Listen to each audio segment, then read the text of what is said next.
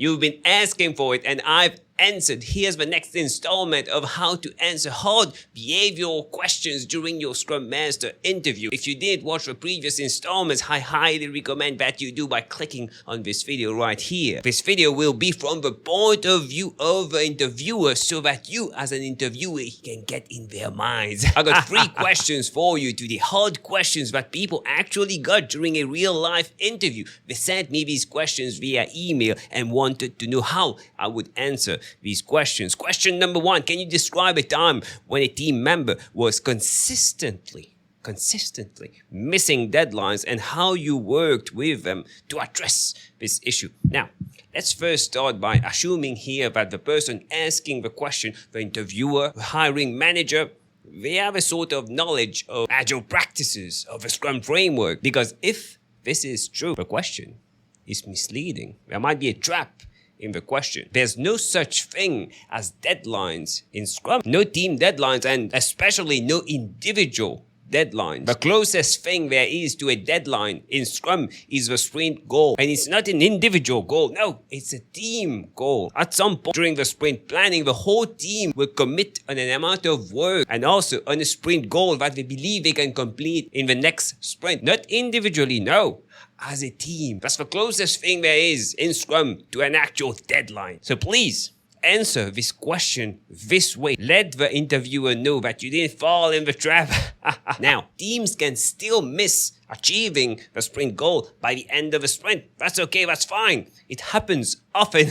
But what does the team do? Well, we have a sprint retrospective to talk about that. We can talk about all the things that prevented us from reaching that deadline or sprint goal. What can we do in the next sprint? What can we learn from the failure and take it to the next sprint in order to increase our chance of reaching the next sprint goal that we will predict in the next sprint planning? There's no such thing as failures in Scrum, only learning opportunities that we are taking to the next sprint. And we have events for that, the sprint retrospective. Now, let's try to answer the question. Let's assume here that it wasn't a trap, but the interviewer really believes that there's deadlines in Scrum. I prefer rephrasing the question. Instead of someone consistently missing deadlines, let's rephrase it to someone consistently underperforming. And I made a video talking about this topic right here. But in a nutshell, you work with a person. But that's the first thing you do as a Scrum Master. One-to-one session with a person. You need to understand their perspective. Do they know that they are underperforming? Do they even know what is expected from them? Maybe they don't know. That's why they are underperforming. Now, if they know what is expected from them and they are still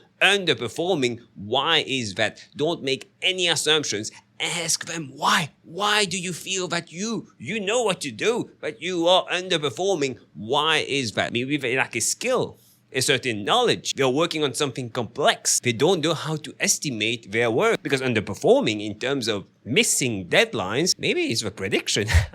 They are wrongly estimating. They believe that they can achieve way more than they are actually achieving. Maybe it's tools related. They don't know how to use the tools that we are currently using. Maybe it's because of other team members not helping them. They're requesting help from other team members because they don't know something and other team members are ignoring them. Are they driven? Are they motivated? Do they really like what they do? Do they feel empowered, self-managed, self-organized to make decisions themselves? Or is someone, especially maybe someone outside the team, micromanaging this person, telling this person what to do? Maybe they are working on a product that they don't really feel is interesting. So many reasons why someone might be underperforming when they actually know what performing looks like. Very important, don't make assumptions. Question number 2, how have you worked to cultivate a culture of continuous improvement within your previous teams?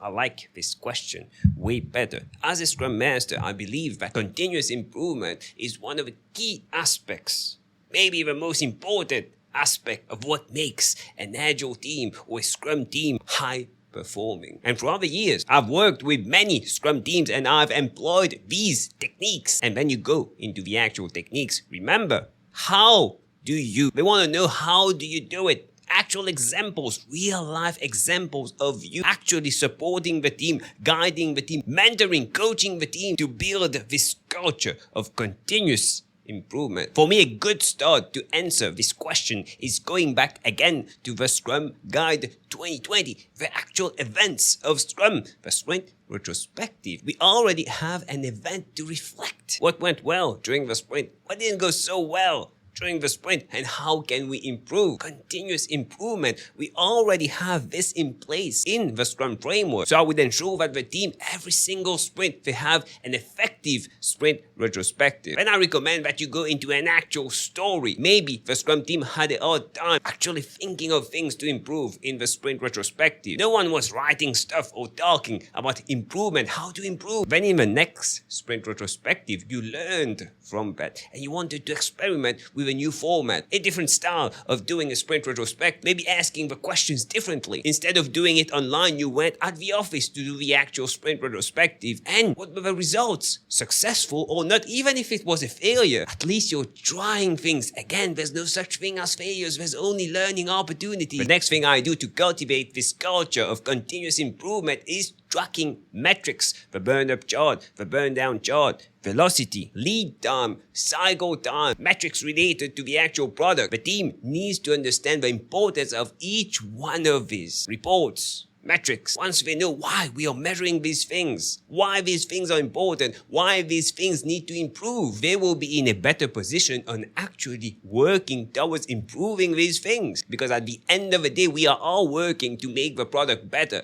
And improving these metrics will actually make the product better. Another technique that I use is feedback. Feedback is extremely important for continuous improvement. Giving feedback to my team members, asking for feedback, and also teaching them why they should be giving and asking for feedback. We assume here that everyone knows how to effectively give feedback. But that's wrong. Most people don't know how to give feedback, and even worse, a less amount of people know how to receive feedback. That's why you need each member of a Scrum team needs to be able to effectively give and receive feedback on a weekly basis, maybe even on a daily basis. As a Scrum Master, that's one of the first questions I ask when joining a new Scrum team. Are you consistently giving and receiving feedback from your team members? And most of the time, the answer I get is no. And then I go into the actual training. And the last technique that I use, extremely powerful technique, is experimentation. I've mentioned the word experimentation, experiment, several times in this short video. Already several times, because experimentation is extremely important. We need to try new things, make assumptions, hypotheses, and then test them. How do you make the product better? We are assuming that these features will make the product better, and we are experimenting by putting these features to the market. And then we get feedback from the customer telling us if our experimentation was good, our hypothesis, assuming that these features would be loved by the customers.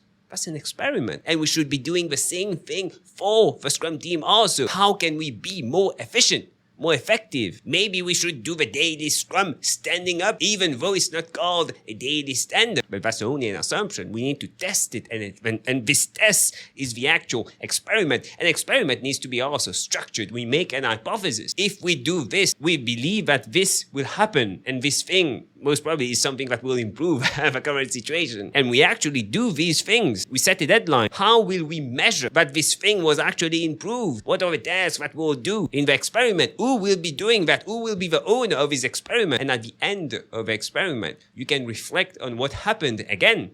No successes, no failures, only learning opportunities. And it can be individual experiments that the team does. And please share these experiments in your sprint reviews. Question number 3. Have you ever had to work with a team member who was resistant to adopting Agile or Scrum practices? And how did you help them overcome their hesitations? Certainly, as a Scrum Master, we often have to help support team members who are resistant to Agile practices, the Scrum framework. And the first thing I would do, of course, there's several techniques that I use, but the first thing I would do is actually one-to-one session with a team member. We need to understand their perspective, where they are coming from. Why are they resistant? What don't they like about the Scrum framework? The Agile practices, maybe we are making some assumptions, because us, Scrum Masters, we believe that there's nothing better than the Scrum framework or certain Agile practices. But not everyone has the same belief.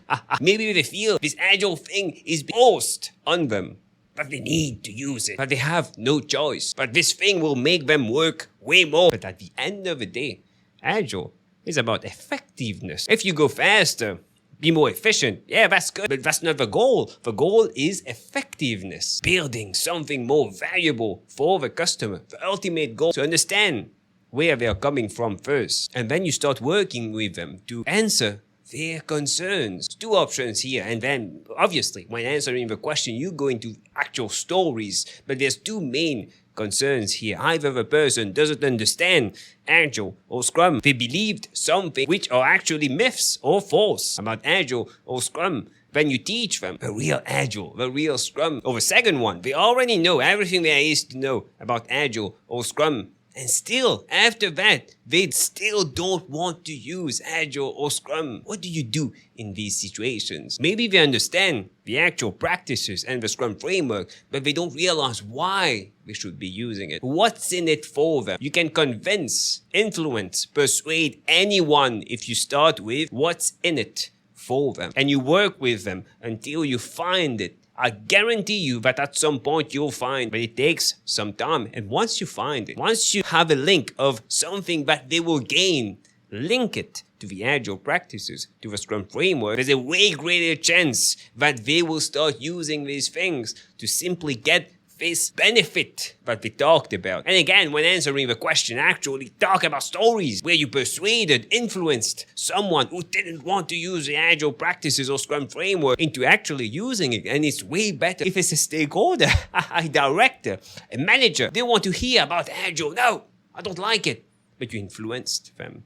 You persuaded them. That's a beautiful thing, and I'm sure that the interviewer will like it. And at the end of the day, if you're getting an interviewer who doesn't really know, understand the Scrum framework, Agile practices, quite often, while answering the question, you'll also persuade the interviewer. But I need to mention, again, stories, stories, stories. All the things that we talked about in this video are important. The stories are the main thing that you need to take out from that. Practice your stories, and you'll do great. Which brings me to my next point. If you want more tips, insights on Agile, Scrum, personal growth, click on the video that stands out the most on the screen right now, and I'll see you in a few seconds.